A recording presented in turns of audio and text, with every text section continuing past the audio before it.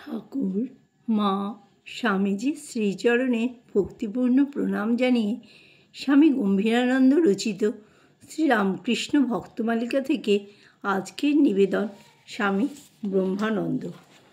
দ্বারকাধামে তীর্থযাত্রীরা পুণ্যতোয়া গোমতীর জলে স্নান করিয়া থাকেন, কিন্তু তজ্জন্য প্রত্যেককে রাজ সরকারে 2 টাকা মাশুল দিতে হয়।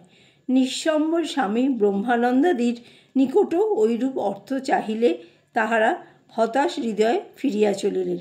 অধিকন্তু জনৈক ব্যবসায়ী উপযুক্ত অর্থ প্রদানে অগ্রসর হইলে মহারাজ তাহাকে নিরস্ত করিয়া বলিলেন, গোমতী নদীতে স্নান অপেক্ষা তীর্থরাজ সমুদ্রে স্নান অধিকতর পুণ্যপ্রদ, বৃথা অর্থব্যয়ের আবশ্যক নাই। আমরা বেটপুরী সঙ্গমে সমুদ্রে স্নান করিব।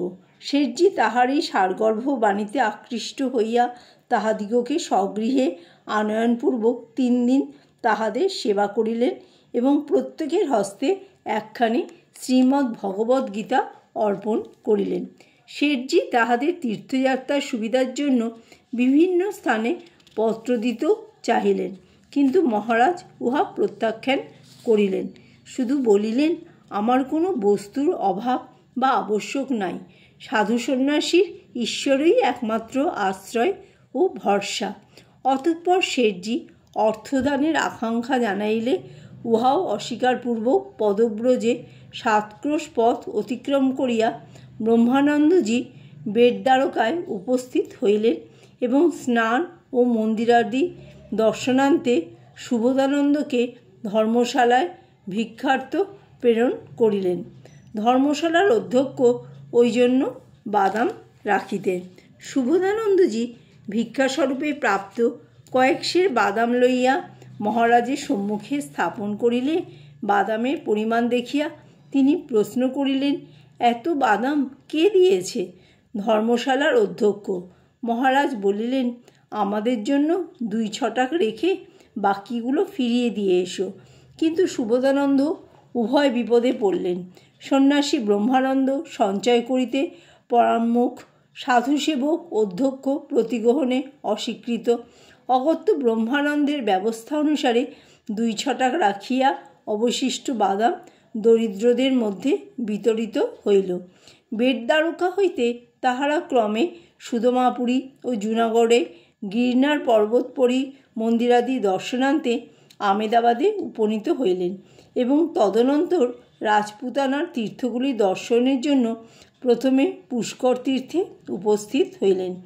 এখানে সঙ্গের পরিব্রাজকটি নিউমোনিয়া রোগে আক্রান্ত হয় তাহাকে আজমিরের হাসপাতালে রাখিয়া কিছুদিন পরে ব্রহ্মানন্দ ও সুবোধানন্দ বৃন্দাবন যাত্রা করিলেন।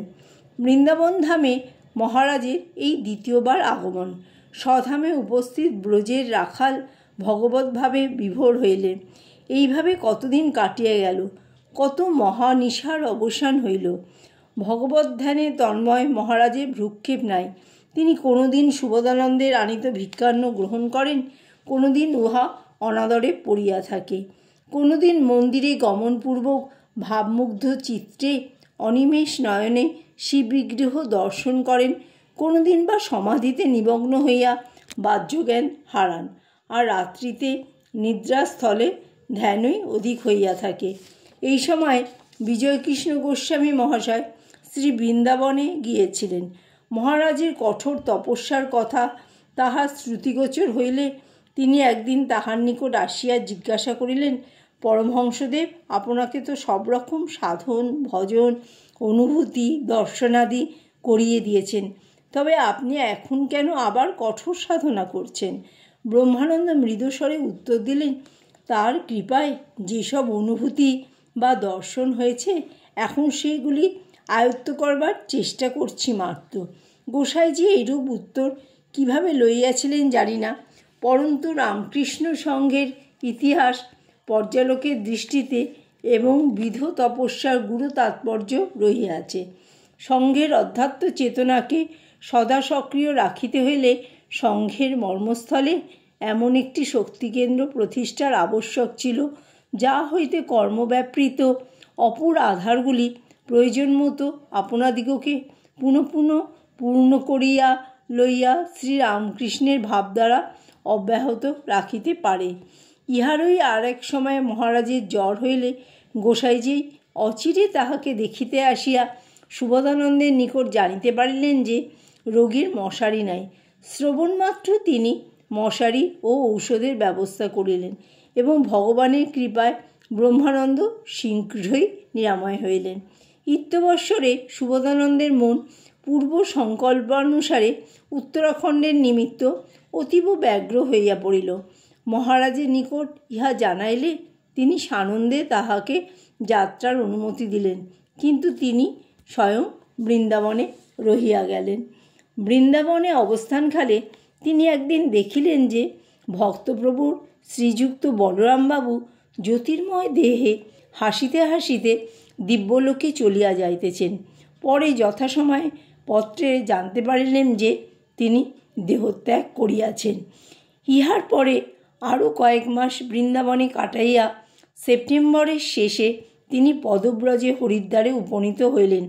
অপর কয়েকজন গুরুভ্রাতা ওই অঞ্চলে পূর্ব হইতেই তপস্যায় নিরত ছিলেন। 1891 জানুয়ারি মাসে একদিন স্বামী বিবেকানন্দ তাহাদের সমভিব্যাহারে ব্রহ্মানন্দ সকাশে আসিয়া তাহাকে সঙ্গে যাইতে বলিলেন। মহারাজ সেই আদেশ পালনপূর্বক মিরাটে গেলেন এবং সেখানে অখণ্ডানন্দের সহিত মিলিত হইলেন। মিরাটে মার্চ পর্যন্ত অতিবাহিত হইলে স্বামীজি সকলকে বলিয়া নিঃসঙ্গ ভ্রমণে নির্গত হইলেন। এদিকে মহারাজও স্বামী তুরীয়ানন্দের মহিত এপ্রিল মাসে জ্বালামুখী তীর্থাভিমুখে যাত্রা করিলেন। জ্বালামুখী হইতে তাহারা কাংড়া, পাঠানকোট, গুজরানওয়ালা, লাহোর, মন্টগোমারি, মুলতান ও শক্কর হইয়া করাচিতে উপনীত হইলেন।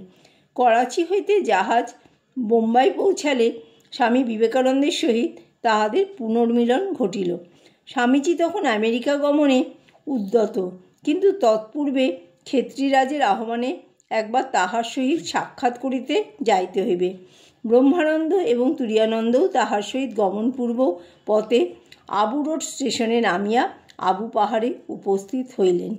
ক্ষেত্রী হইতে স্বামীজির বোম্বাই প্রত্যাগমনকালে তাহারা পুনর্বার আবু রোডে আসিয়া স্বল্পক্ষণের জন্য তাহার সহিত সাক্ষাৎ করিলেন।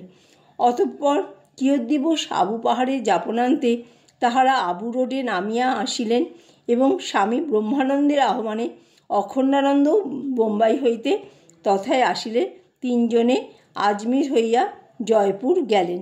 সেখানে 1 মাস অবস্থানের পর অখণ্ডানন্দ রাজপুতানা ভ্রমণে নির্গত হইলেন এবং মহারাজ ও তুরীয়ানন্দ বৃন্দাবনে চলিলেন।